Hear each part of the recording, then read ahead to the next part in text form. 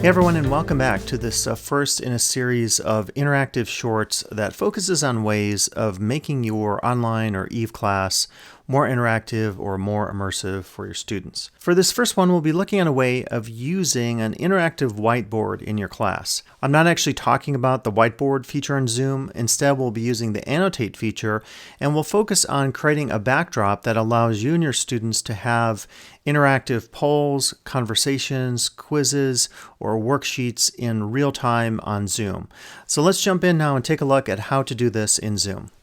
Okay, so to give you a sense of what we're talking about today, we're talking about creating an interactive whiteboard for your class. So what I'm intending by this is the idea that you create a graphic backdrop that allows you and your students to annotate in real time for an icebreaker activity, a team building activity, an idea brainstorming session, and so forth. So we're going to make one of these backdrops, and then we'll do a screen share in Zoom, and that will allow your students to annotate with you in real time to create a really interactive activity.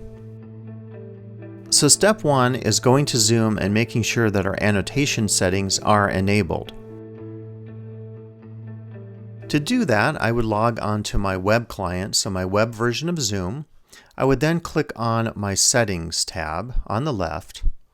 And the quickest way here is to do a Option, Command, Control, Find for the word Annotate. Once I've done that, I will see here are the annotation settings. Not a lot to address here. Main thing is you have to make sure that the annotation is not gray. Make sure it's blue. Blue is active. Once you've done that, that allows everyone in the meeting to use the annotation tools to accomplish what we're doing today. I would not check this one here. Only the user who is sharing can annotate. The reason for that is you want everyone in real time to use the annotation, so do not check that. If you want your students to save the shared screens with the annotations for note-taking or archiving purposes, definitely check that. So I would say have this checked, make sure it's blue, and make sure the next one has a blue check by it as well. And then you're done with step one. Step two involves creating your image or video backdrop in a program like Canva or PowerPoint. So for this step, it really depends on what you want to use to create your tool. If you feel comfortable with PowerPoint, you could do that. You can even do this in Microsoft Word. I like Canva because it's free, it's super easy to use, and some of the graphics that you can create are really cool and interactive and look very professional. To get started, create a free account, and although I'm not going over what Canva is like, it allows you to create all sorts of different graphics for all your purposes. I've used it many times for my reports, as you can see in these tabs down here. I totally use the free version and get by without having to pay for anything. Once you do that, you can go to your recommended documents. You'll find the online whiteboard. You can also go to the top right corner here, type in online whiteboard. So I'll click on that, and this is where I would create my interactive whiteboard. All the templates are on the side. As you scroll down lower in any of the menus on Canva, then you get into the non-free items. You can totally get by with the free items. You can click on any of these. Once you do that, you can go in and change the graphics. You can delete things. I can change the text of anything that I want. Very easy to do. It takes so little technical effort. You can also change any of these graphics here. Again, look at the tutorials online on how to use Canva. But in short, everything is listed on the side here, ranging from your background, your videos, music, text, and elements.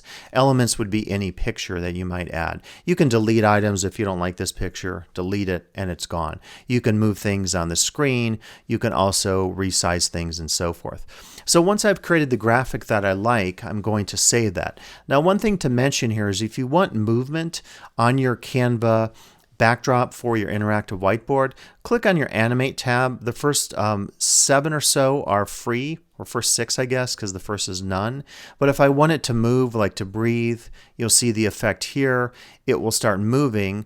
I can also choose the timing of this, how long I want it to happen, and so forth. So if I choose the Animate feature at the top here in Canva, I want to make sure I save it as a video file. So I go to Download, and I would save it as an MP4 video or an MOV file if that's available. It's not in this case. A GIF would also be a short clip that would have some animation to it, typically lower quality. If I just want a static file that has non-movement, PNG is your high quality option. JPEG is also good, and PDF print would be good for blowing it up for the purposes of doing our interactive whiteboard. So the next step then is I'm just going to save it to my computer. Now, if I want to do this in PowerPoint itself, that might also be a good option for me. What I could do is I could start a new PowerPoint and type a word like icebreaker or something like that. And what's cool about PowerPoint right now is they actually give you design ideas. And I think there's some artificial intelligence here because, as you can see, I typed in icebreaker and you might have graphics that accompany the idea of the icebreaker. So you might get an image of ice. So it's kind of cool because they even adjust the fonts for you. If you don't like any of these, you can choose different design ideas. You can click on choose more and they will have more graphic layouts. So what you could do is you could use PowerPoint then to create your icebreaker or brainstorming activity. Again, arrange the graphics as you like. Once you're done with that, simply go to File and Export and choose the version of the file that you want. If you have movement, and some of the design ideas will allow you movement, you could also create movement in PowerPoint. I'm not going to go through that today, but you would then save it as an MOV or MP4 file for video or animated GIF. Otherwise, you would save it as, say, PDF, JPEG, TIFF, PNG. Those are your high quality options for a static graphics file. So save that to your desktop and you will be done with this step. Again, you can choose any program that you want to make your animated video background or your slide that's a static graphics file. Typically what we're looking for in this activity is just one static image that's going to be projected on your screen. So step 3 is going to be launch meeting and start screen share.